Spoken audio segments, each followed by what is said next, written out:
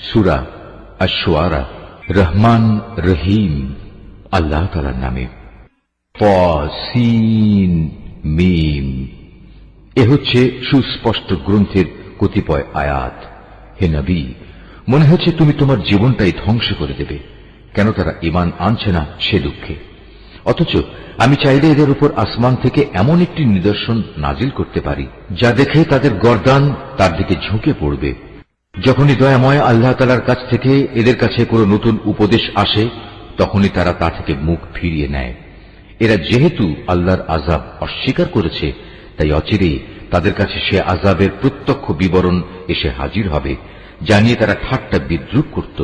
এরা কি জমিনের দিকে নজর করে দেখে না আমি কত কত ধরনের উৎকৃষ্ট জিনিসপত্র তাতে উৎপাদন করাই?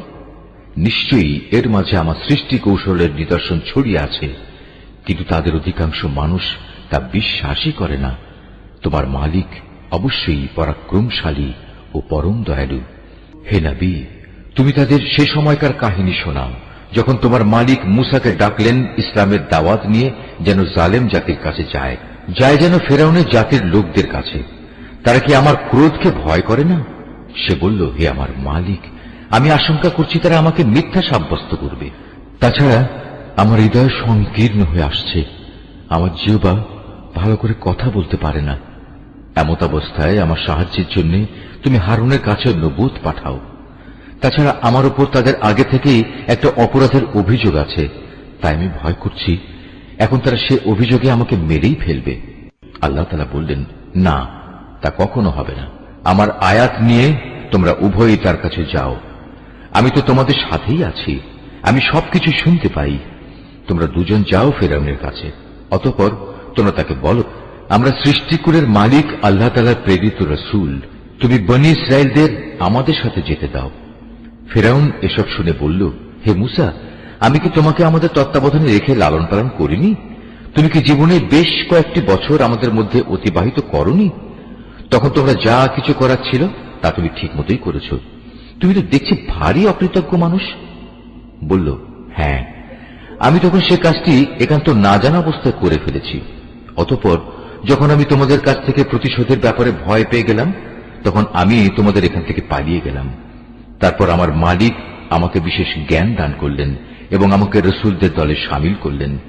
আর তুমি তোমার রাজ পরিবারের সে অনুগ্রহ যার বোঝা তুমি আজ আমার উপর রাখার প্রয়াস পেলে, তার মূল কারণ এটাই ছিল যে তুমি বনী ইসরায়েলদের নিজের গোলাম বানিয়ে রেখেছিলে। ফেরাউন বলল, সৃষ্টিকুলের মালিক আবার কে? বলল, তিনি হচ্ছেন আসমান সমূহ ও জমিনের এবং এ উভয়ের মধ্যবর্তী স্থানে যা কিছু আছে তার সব কিছুর মালিক। কত ভালো হতো যদি তোমরা বিশ্বাস করতে। ফেরাউন তার আশেপাশে যারা বসা ছিল তাদের বলল, তোমরা কি শুনছ মূসা কি বলছে? সে বলল, তিনি তোমাদের মালিক এবং তোমাদের পূর্বপুরুষদেরও মালিক। ফেরাউন তার দলবলকে বলল, তোমাদের কাছে পাঠানো তোমাদের রসুল হচ্ছে আসলেই এক বদ্ধ পাগল। সে বলল, তিনি পূর্ব পশ্চিম উভয় দিকের মালিক, আরো মালিক এদের উভয়ের মাঝখানে যা কিছু আছে সে সব কিছুরও। কত ভালো হতো যদি তোমরা অনুধাবন করতে। সে বলল, হে মূসা, যদি তুমি আমাকে বাদ দিয়ে অন্য কাউকে মাবুদ হিসেবে গ্রহণ করো, তাহলে আমি অবশ্যই তোমাকে জেলে ভরব। সে বলল, আমি যদি তোমার সামনে নবুয়তের সুস্পষ্ট কোন দলিল প্রমাণ হাজির করি, তবুও কি তুমি এমনটি করবে? সে বলল, যাও নিয়ে এসো সে দলিল প্রমাণ, যদি তুমি তোমার দাবিতে সত্যবাদী হও। অতঃপর সে তার লাঠি জমিনে নিক্ষেপ করল, তৎক্ষণাৎ তা একটি দৃশ্যমান অজগর হয়ে গেল। দ্বিতীয় নিদর্শন হিসেবে সে বগল থেকে তার হাত বের করল, সাথে সাথেই তা দর্শকদের সামনে চমকাতে লাগল। ফেরাউন তার আশেপাশে উপবিষ্ট দরবারের বড় আমলাদের বলল, হে তো দেখছি আসলে একজন সুদক্ষ জাদুকর। সে তার জাদুর শক্তি দিয়ে তোমাদের দেশ থেকে তোমাদেরই বের করে দিতে চায়। বলো, এখন তোমরা আমাকে এ ব্যাপারে কি পরামর্শ দেবে? তারা বলল, আমাদের মতে তুমি তাকেও তার ভাইকে কয়েকদিনের অবকাশ দাও এবং এ সুযোগে তুমি শহরে বন্দরে জাদুকরদের নিয়ে আসার ফরমান দিয়ে সংগ্রাহকদের পাঠিয়ে দাও। তাদের বলে দাও তারা যেন প্রতিটি সুদক্ষ জাদুকরকে তোমার সামনে এনে হাজির করে। অতঃপর একটি নির্দিষ্ট দিনে একটি নির্দিষ্ট সময়ে দেশের সব জাদুকরদের একত্রিত করা হল।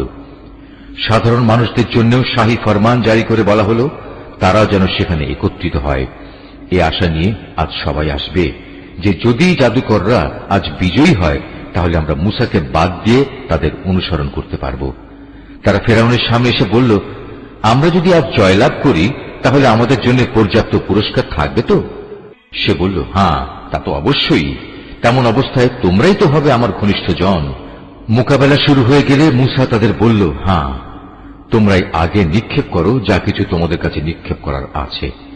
অতঃপর তারা তাদের রশি ও লাঠি মাটিতে ফেলল এবং তারা বলল, ফেরাউনের ইজ্জতের কসম, আজ অবশ্যই আমরা বিজয়ী হব। তারপর মুসা তার হাতের লাঠি জমিনে নিক্ষেপ করল। সহসা তা এক বিশাল অজগর হয়ে তাদের জাদুর অলীক সৃষ্টিগুলোকে গ্রাস করতে লাগল। অতঃপর ঘটনার আকস্মিকতা জাদুকরদের সাজদা অবনত করে দিল। তারা বলল, আমরা সৃষ্টিকুলের মালিকের উপর ঈমান আনলাম মুসা ও হারুনের মালিকের উপর। এতে ক্রোধান্বিত হয়ে সে ফেরাউন বলল, এ কি, আমি তোমাদের কোন রকম অনুমতি দেওয়ার আগেই তোমরা তার মালিকের উপর ঈমান এনে ফেললে? আমি বুঝতে পারছি, আসলে এ হচ্ছে তোমাদের সবচেয়ে বড় গুরু। এই তোমাদের সবাইকে জাদু শিক্ষা দিয়েছে। অতি সত্বর তোমরা তোমাদের অবস্থা জানতে পারবে। আমি তোমাদের হাত ও পা বিপরীত দিক থেকে কেটে দেব। অতঃপর আমি তোমাদের সবাইকে একে একে শুলে চড়াবো। তারা বলল, এতে আমাদের কোনো ক্ষতি নেই। তুমি যাই করো, আমরা তো একদিন আমাদের মালিকের কাছেই ফিরে যাব। আমরা আশা করব সেদিন আমাদের মালিক আমাদের জাদু সংক্রান্ত এসব গুনাহখাতা মাফ করে দেবেন, কেননা আমরাই এ দলের মাঝে সবার আগে ঈমান এনেছি। রুকু 4। অতঃপর আমি মুসার কাছে ওহী পাঠিয়ে বললাম, রাত থাকতে থাকতেই তুমি আমার বান্দাদের নিয়ে এ জনপদ থেকে বেরিয়ে যাও। সাবধান থেকো, ফেরাউনের পক্ষ থেকে তোমাদের অবশ্যই অনুসরণ করা হবে। ইতিমধ্যে ফেরাউন সৈন্য জড়ো করার জন্য শহরে বন্দরে সংগ্রাহক পাঠিয়ে দিল। সে বলল, এরা তো হচ্ছে একটি ক্ষুদ্র দল মাত্র। এরা আমাদের অনেক ক্রোধের উদ্রেক ঘটিয়েছে, অথচ এদের মোকাবেলায় আমরা হচ্ছে একটি সম্মিলিত সেনাবাহিনী। আমি ধীরে ধীরে এবার তাদের উদ্যানমালা ও ঝর্ণাধারাসমূহ থেকে বের করে আনলাম তাদের সঞ্চিত ধনভাণ্ডার ও সুরম্য প্রাসাদ সমূহ থেকে। এভাবেই ঘটনাটা সংঘটিত হল। আমি বনী ইসরায়েলদের ফেরাউন ও তাদের লোকজনদের ফেলে আসা জিনিসপত্রের মালিক বানিয়ে দিলাম। তারা সূর্যোদয়ের প্রাক্কালেই তাদের পশ্চাৎ ধাবন করল। এক পর্যায়ে যখন একদল আরেক দলকে দেখে ফেলল, তখন মুসার সাথীরা বলে উঠল, আমরা বুঝি এখনই ধরা পড়ে যাব। সে বলল, না, কিছুতেই নয়। আমার সাথে অবশ্যই আমার মালিক রয়েছেন। তিনি আমাকে এই সংকট থেকে বেরিয়ে যাবার একটা পথ অবশ্যই পাতলে দেবেন। অতঃপর আমি এই বলে মুসার কাছে ওহী পাঠালাম, তুমি তোমার লাঠি দ্বারা সমুদ্রে আঘাত হানো। মুসা তার লাঠি সমুদ্রে ফেলার পর তা ফেটে 2 ভাগ হয়ে গেল এবং এর প্রতিটি ভাগ এত বড় ছিল যেমন উঁচু উঁচু একটা পাহাড়। এবার আমি অপর দলটিকে এই জায়গার কাছে নিয়ে এলাম। ঘটনার সমাপ্তি এভাবে হল। আমি মুসা ও তার সকল সাথীকে ফেরাউন থেকে উদ্ধার করলাম। অতঃপর আমি অপর দলটিকে সাগরে ডুবিয়ে দিলাম। অবশ্যই এই ঘটনার মাঝে শিক্ষার নিদর্শন আছে, কিন্তু তাদের অধিকাংশ মানুষ তো আল্লাহ তাআলার উপর ঈমানই আনে না। তোমার মালিক অবশ্যই পরাক্রমশালী ও পরম দয়ালু। হে নবী, তুমি ওদের কাছে ইব্রাহিমের ঘটনাও বর্ণনা করো, যখন সে তার পিতা ও তার জাতির লোকদের এ মর্মে জিজ্ঞেস করেছিল, তোমরা সবাই কার ইবাদত করো? তারা বলল, হ্যাঁ, আমরা মূর্তির ইবাদত করি। নিষ্ঠার সাথেই আমরা তাদের ইবাদতে মগ্ন থাকি। সে বলল, বলো তো, তোমরা যখন তাদের ডাকো, তারা কি তোমাদের কোনো কথা শুনতে পায়? অথবা তারা কি তোমাদের কোনো উপকার করতে পারে, কিংবা পারে কি তোমাদের কোনো ক্ষতি করতে? তারা বলল, না, তা পারে না। তবে আমরা আমাদের বাপদাদাদের এরূপে এদের ইবাদত করতে দেখেছি। সে বলল, তোমরা কি কখনো তাদের ব্যাপারটা একটু চিন্তা ভাবনা করে দেখেছো, যাতে তোমরা ইবাদত করো? তোমরা নিজেরা যেমনি করছো, তোমাদের আগের লোকেরাও তেমনি করেছে। এভাবে যাদের ইবাদত করা হচ্ছে তারা সবাই হচ্ছে আমার দুশমন। তবে সৃষ্টিকুলের মালিক ছাড়া তিনি আমার বন্ধু। তিনি আমাকে পয়দা করেছেন, অতঃপর তিনি আমাকে অন্ধকারে চলার পথ দেখিয়েছেন। তিনি আমাকে আহার্য দেন, তিনি আমার পানীয় সরবরাহ করেন। আর আমি যখন রোগাক্রান্ত হই, তখন তিনি আমাকে রোগ মুক্ত করেন। তিনি আমার মৃত্যু ঘটাবেন, তিনি আমাকে আবার নতুন জীবন দেবেন। শেষ বিচারের দিন তাঁর কাছ থেকে আমি এ আশা করব তিনি আমার গুনাহসমূহ মাফ করে দেবেন। অতঃপর ইব্রাহিম দোয়া করল, হে আমার মালিক, তুমি আমাকে জ্ঞান দান করো এবং আমাকে তোমার নেককার মানুষদের সাথে মিলিয়ে রেখো এবং আগামী প্রজন্মের কাছে তুমি আমার স্মরণ অব্যাহত রেখো। আমাকে তুমি তোমার নেয়ামতে ভরা জান্নাতের অধিকারীদের মধ্যে শামিল করে নিও। আমার পিতাকে হেদায়েতের তৌফিক দিয়ে তুমি মাফ করে দাও, কেননা সে গুমরাহীদের একজন। আমাকে তুমি সেদিন অপমানিত করো না যেদিন সব মানুষদের পুনরায় জীবন দেয়া হবে। সেদিন তো কারো ধন সম্পদ কাজে লাগবে না, না সন্তান সন্ততি কারো কাজে আসবে। অবশ্য যে আল্লাহর কাছে একটি বিশুদ্ধ অন্তর নিয়ে হাজির হবে তার কথা আলাদা। সেদিন জান্নাতকে পরহেজগার লোকদের একান্ত কাছে নিয়ে আসা হবে এবং জাহান্নামকে গুনাহগারদের জন্য উন্মোচিত করে দেয়া হবে। তখন তাদের বলা হবে, বলো এখন কোথায় তারা? দুনিয়ার জীবনে যাদের তোমরা ইবাদত করতে, যাদের তোমরা আল্লাহ তাআলাকে বাদ দিয়ে ইবাদতের জন্য ডাকতে, আজ তারা তোমাদের কোন রকম সাহায্য করতে পারবে কি? না তারা নিজেদের আল্লাহর আযাব থেকে আজ বাঁচাতে পারবে? অতঃপর যাদের তারা মাবুদ বানাতো তারা এবং গোমরা মানুষ যারা তাদের ইবাদত করত, সবাইকে সেখানে অধোমুখী করে নিক্ষেপ করা হবে। নিক্ষেপ করা হবে ইবলিসের সমুদয় বাহিনীকেও। সেখানে গিয়ে তারা নিজেরা এক মহা বিতর্কে লিপ্ত হবে এবং প্রত্যেকেই নিজ নিজ মাবুদদের বলবে, আল্লাহ তাআলার কসম, আমরা দুনিয়াতে সুস্পষ্ট গুমরাহিতে নিমজ্জিত ছিলাম। বিশেষ করে যখন আমরা সৃষ্টিকুলের মালিক আল্লাহ তাআলার সাথে তোমাদেরও তার সমকক্ষ মনে করতাম। আসলে এসব বড় বড় গুনার ব্যক্তিরাই আমাদের পথভ্রষ্ট করে দিয়েছে। হায়, আজ আমাদের পক্ষে কথা বলার কেউই রইল না। না আছে এমন কোন শরীর বন্ধু যে আল্লাহ তাআলার কাছে সুপারিশ পেশ করতে পারে। কত ভালো হতো যদি আমাদের আরেকবার দুনিয়ায় পাঠিয়ে দেয়া হতো, তাহলে অবশ্যই আমরা ঈমানদার হয়ে যেতাম। নিঃসন্দেহে এ ঘটনার মাঝেও শিক্ষার বহু নিদর্শন রয়েছে, কিন্তু তাদের অধিকাংশ লোক তো ঈমানই আনে না। নিশ্চয়ই তোমার মালিক পরাক্রমশালী ও পরম দয়ালু।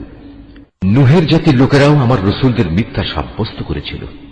যখন তাদেরই ভাই নূহ এসে তাদের বলল, হে আমার জাতি, তোমরা কি আল্লাহ তাআলাকে ভয় করো না? নিঃসন্দেহে আমি তোমাদের জন্য একজন বিশ্বস্ত রসুল। অতএব তোমরা একমাত্র আল্লাহ তাআলাকে ভয় করো এবং আমার আনুগত্য করো। আমি এ দাওয়াত পৌঁছানোর জন্য তোমাদের কাছে কোনো পারিশ্রমিক দাবি করি না। আমার যা পারিশ্রমিক তা তো রব্বুল আলামিনের কাছে মজুদ রয়েছে। সুতরাং তোমরা আল্লাহ তাআলাকে ভয় করো এবং আমার আনুগত্য করো। তারা বলল, আমরা কিভাবে তোমার উপর ঈমান আনব যখন আমরা দেখতে পাচ্ছি কতিপয় নিচু লোক তোমার আনুগত্য স্বীকার করে নিয়েছে। সে বলল, ওরা কে কি কাজ করে তা আমার জানার বিষয় নয়। তাদের কাজের হিসাব গ্রহণ করা আমার দায়িত্ব নয়, এটা তো সম্পূর্ণ আমার মালিকের ব্যাপার। কত ভালো হতো এই কথাটা যদি তোমরাও বুঝতে পারতে। এটা আমার কাজ নয় যে যারা ঈমান আনবে নিম্নমানের মানুষ হওয়ার কারণে আমি তাদের আমার কাছ থেকে তাড়িয়ে দেব। আমি তো একজন সতর্ককারী ছাড়ার কিছুই নই। তারা বলল, হে নূহ, যদি তুমি এ কাজ থেকে ফিরে না আসো তাহলে তোমাকে পাথর মেরে হত্যা করা হবে। সে বলল, হে আমার মালিক, তুমি দেখতে পাচ্ছ কিভাবে আমার জাতি আমাকে মিথ্যাবাদী সাব্যস্ত করল। তুমি আমার এবং তাদের মাঝে একটা ফয়সালা করে দাও। তুমি আমাকে এবং আমার সাথে যেসব ঈমানদার মানুষরা আছে তাদের সবাইকে এদের ফিতনা থেকে উদ্ধার করো। আমি তার দোয়া কবুল করলাম। তাকে এবং তার সঙ্গী সাথী যারা ভরা নৌকায় তার সাথে আরোহী ছিল তাদের মহাপ্লাবন থেকে বাঁচিয়ে দিলাম। অতঃপর অবশিষ্ট লোকদের আমি ডুবিয়ে দিলাম। এই ঘটনার জন্যও একটি শিক্ষণীয় নিদর্শন আছে, কিন্তু এদের মধ্যে অধিকাংশ লোক তো ঈমানই আনে না। অবশ্যই তোমার মালিক, তিনি তো মহাপরাক্রমশালী এবং পরম দয়ালু। আদ সম্প্রদায়ের লোকেরাও তাদের রসুলদের মিথ্যা প্রতিপন্ন করেছিল। যখন তাদেরই একজন শুভাকাঙ্ক্ষী ভাই এসে তাদের বলল, হে আমার জাতির লোকেরা, এ কি হলো তোমাদের? তোমরা কি আল্লাহ তাআলাকে ভয় করবে না? আমি হচ্ছে তোমাদের জন্য একজন বিশ্বস্ত রসুল। অতএব তোমরা আল্লাহ তাআলাকে ভয় করো এবং আমার আনুগত্য করো। আমি তো এই কাজের জন্য তোমাদের কাছে কোনো প্রতিদান চাই না। আমার প্রতিদান তো রব্বুল আলামিন আল্লাহ তাআলার কাছে মজুদ রয়েছে। তোমরা প্রতিটি উঁচু স্থানের স্মৃতিসৌধ হিসেবে বড় বড় ঘর বানিয়ে নিচ্ছ, যা তোমরা একান্ত অপচয় হিসেবেই করছো। এমন নিপুণ শিল্পকর্ম দিয়ে প্রাসাদ বানাচ্ছ যা দেখে মনে হয় তোমরা বুঝি এ পৃথিবীতে চিরদিন থাকবে। অপরদিকে তোমরা যখন কার উপর আঘাত হানো সে আঘাত হানো অত্যন্ত নিষ্ঠুর স্বেচ্ছাচারী হিসেবে। অতএব তোমরা আল্লাহ তাআলাকে ভয় করো এবং আমার আনুগত্য করো। তোমরা ভয় করো তাকে, যিনি তোমাদের এমন সবকিছু দিয়ে সাহায্য করেছেন যা তোমরা ভালো করে জানো। তিনি চতুষ্পদ জন্তু জানোয়ার সন্তান সন্ততি দিয়ে তোমাদের সাহায্য করেছেন সুরম্য উদ্যানমালা ও ঝর্ণা ধারা দিয়ে। সত্যি আমি এসব অকৃতজ্ঞ আচরণের কারণে তোমাদের জন্য একটি কঠিন দিনের শাস্তির ভয় করছি। তারা বলল, হে নবী, তুমি আমাদের কোনো উপদেশ দাও কিংবা না দাও, উভয়টাই আমাদের জন্য সমান।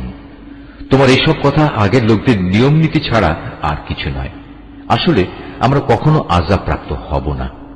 অতঃপর তারা তাকে মিথ্যা সাব্যস্ত করল। আমিও তাদের সম্পূর্ণ ধ্বংস করে দিলাম। মূলত এই ঘটনার মাঝেও রয়েছে শিক্ষণীয় নিদর্শন। তা সত্ত্বেও এদের অধিকাংশ মানুষ ঈমান আনে না। নিশ্চয়ই তোমার মালিক পরাক্রমশালী, পরম দয়ালু। এভাবে সামুদ জাতীয় তাদের রসুলদের মিথ্যা প্রতিপন্ন করেছিল। যখন তাদেরই এক ভাই সালেহ তাদের বলেছিল, তোমাদের এ কি হলো? তোমরা কি আল্লাহ তাআলাকে ভয় করবে না? নিঃসন্দেহে আমি তোমাদের জন্য একজন বিশ্বস্ত রসুল। অতএব তোমরা আল্লাহ তাআলাকে ভয় করো এবং আমার আনুগত্য করো।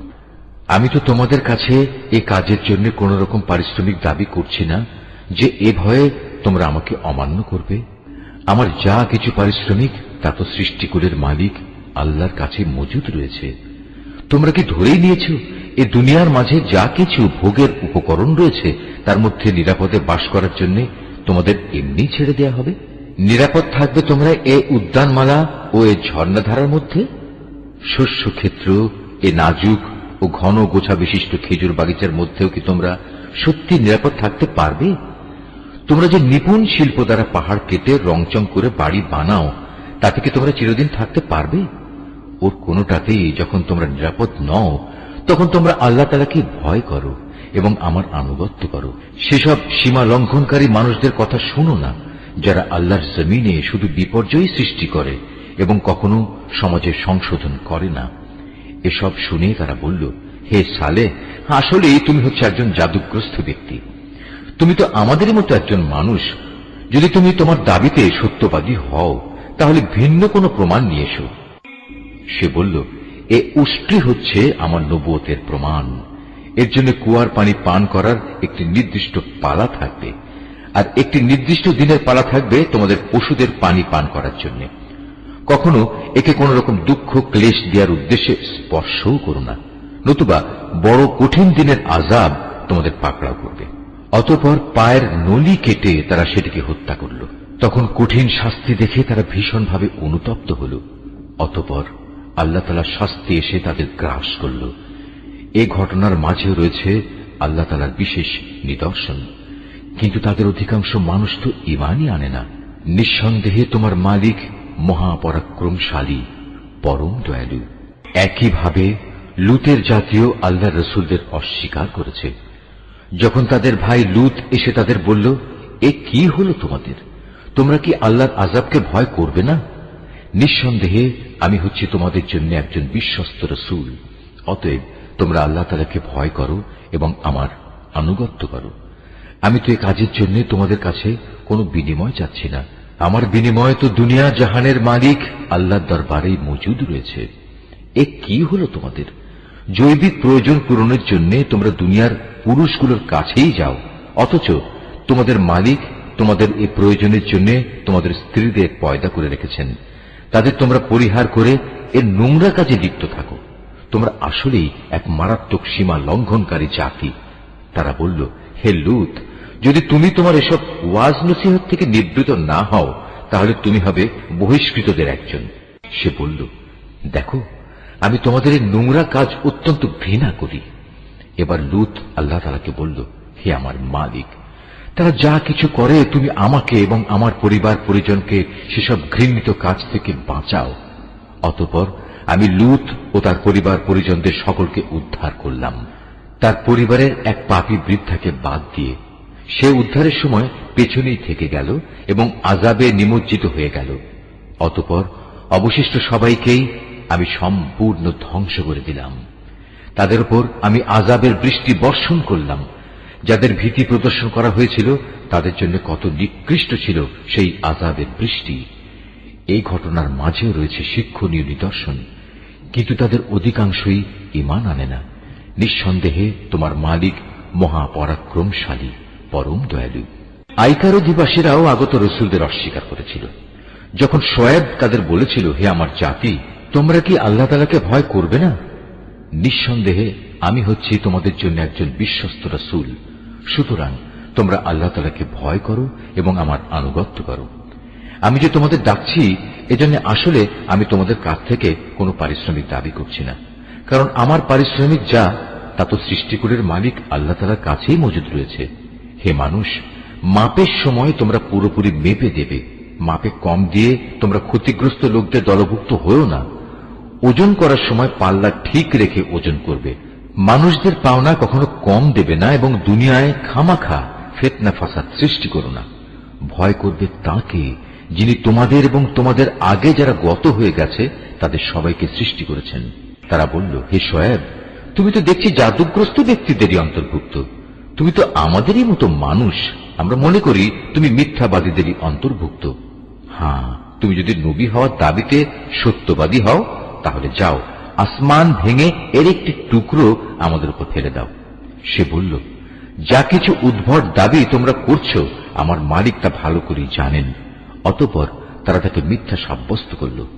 পরিণামে মেঘাচ্ছন্ন দিনের এক ভীষণ আযাব তাদের পাকড়াও করল।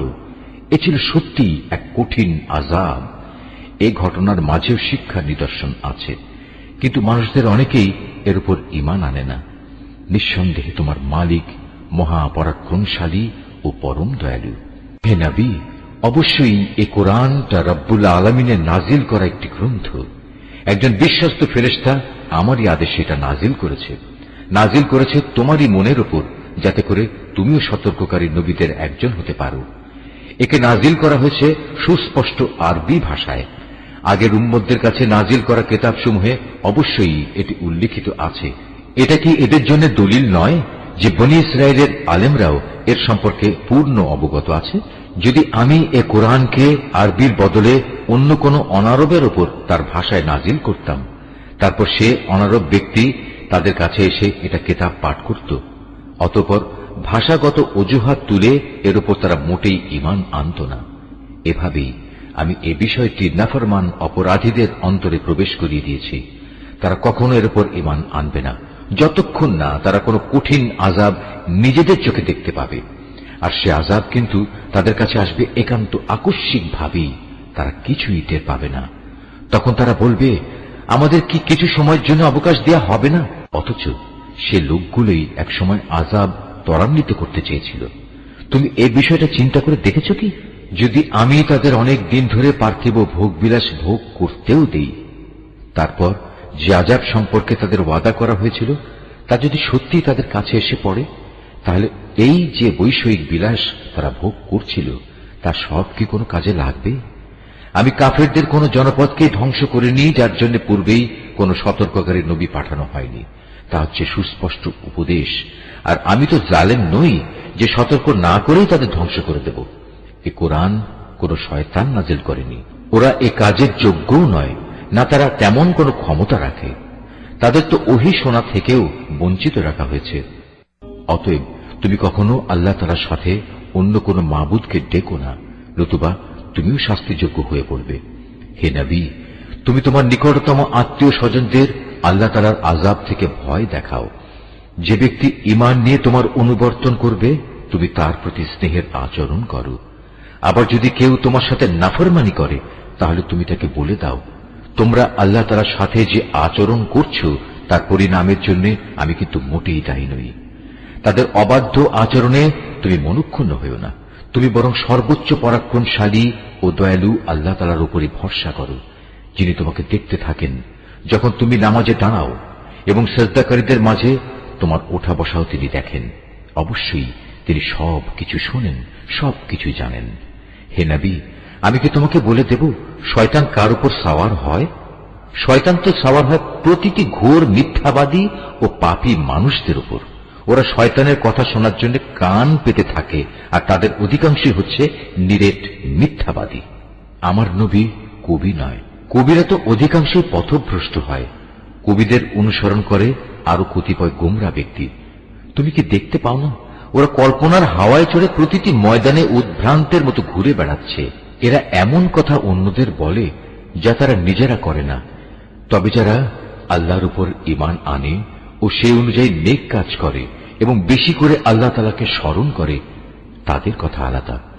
তাদের উপর জুলুম করার পরেই কেবল তারা আত্মরক্ষামূলক প্রতিশোধ গ্রহণ করে। আর জুলুম যারা করে তারা অচিরেই জানতে পারবে তাদের একদিন কোথায় ফিরে যেতে হবে।